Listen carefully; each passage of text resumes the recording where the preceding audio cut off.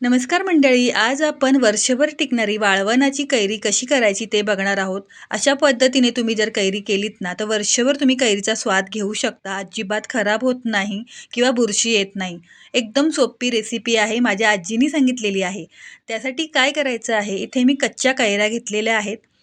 शक्यतो गावठी कैऱ्या घ्यायच्या म्हणजे चवीला खूप छान अशी ही कैरी होते किंवा ह्याला आंबोशीसुद्धा म्हणतात. आता ह्या कैऱ्या आहेत स्वच्छ धुवून घ्यायच्या आहेत कारण की याच्यावर लस लागलेली असते. ती पूर्णपणे आपण काढून घ्यायची आहे.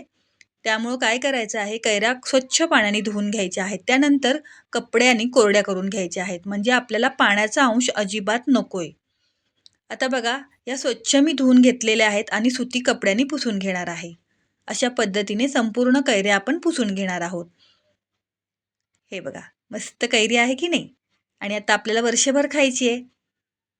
आता छान अशा कोरड्या करून घेऊया, मग तुम्हाला दाखवते पुढे काय करायचं ते. हे बघा, छान अशा कोरड्या करून घेतलेल्या आहेत. आता देठाकडचा भाग आपण काढून बाजूला काढूया, कापून. हे बघा, अशा पद्धतीने. आणि वरचं साल आहे ना, ते काढून टाकूया.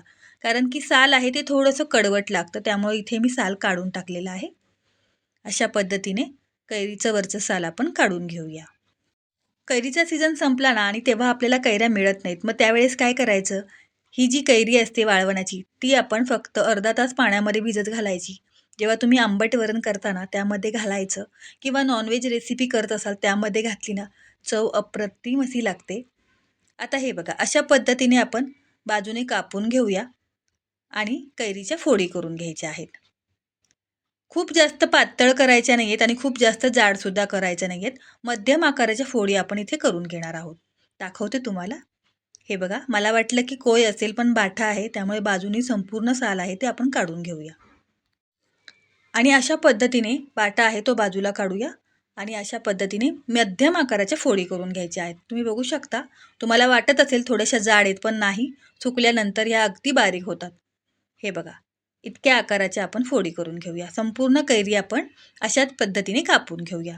आता सगळ्या कैऱ्या इथे मी कापून घेतलेल्या आहेत. एका खोलगट भांड्यामध्ये ह्या कैऱ्या आपण काढून घेऊयात. हे बघा, सगळ्या कैऱ्या अशा भरपूर साऱ्या आपण कापून घेतलेल्या आहेत. पण सुकल्यानंतर अगदी थोड्या होतात बरं का.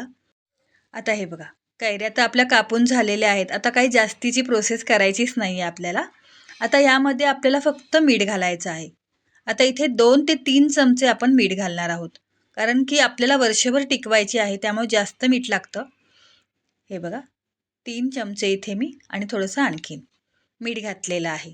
आणि छान असं टॉस करून घेऊया. अगदी 2 मिनिटं छान असं मिक्स करून घ्यायचं आहे अशा पद्धतीने. हलकंसं पाणी सुटायला लागतं लगेचच, कारण आपण मीठ घातलेलं आहे ना. हे बघा, 2 मिनिटानंतर लगेचच पाणी सुटलेलं आहे. हे बघा, मस्तच. आता काय करायचं आहे, ह्या फोडी लगेचच आपण उन्हामध्ये सुकवत ठेवायच्या आहेत. आता इथे मी अल्युमिनियमचं सूप घेतलेलं आहे. त्यावर प्लास्टिकचा कागद पसरवून घेतलेला आहे आणि त्यावर या फोडी आहेत सारख्या अशा लावून घेते. आणि 2 ते 3 दिवस कडकडीत उन्हामध्ये या फोडी आहेत कैरीच्या, त्या सुकवून घ्यायच्या आहेत. हे बघा, छान अशा फोडी लावून घेतलेल्या आहेत. आता 3 दिवसानंतर सुकवल्यानंतर तुम्हाला दाखवते. आता यावर टेरेसवर सुकवत ठेवते. ठीक आहे? 3 दिवसानंतर आपण पाहूयात. हे बघा, 3 ते 4 दिवस छान असे सुकवून घेतलेले आहेत. अगदी खडखडीत आपल्या या कैरीच्या फोडी आहेत त्या सुकलेल्या आहेत. तुम्ही बघू शकता. छानच. आता ह्या स्टोअर कशा करायच्या ते सुद्धा तुम्हाला मी सांगणार आहे. इथे मी एक प्लास्टिकची बरणी घेतलेली आहे छोटीशी.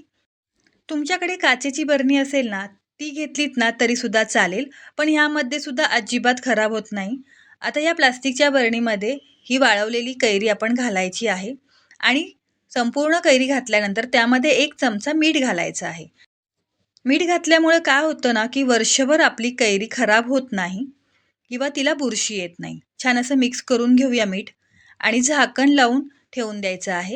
कोकणामध्ये ह्याला आंबोशी सुद्धा म्हटलं जातं. कोकणामध्ये प्रत्येक घरात दरवर्षी आवर्जून केले जाते. तुम्ही सुद्धा नक्की करा. रेसिपी आवडल्यास लाईक करा, शेअर करा, सबस्क्राईब करा.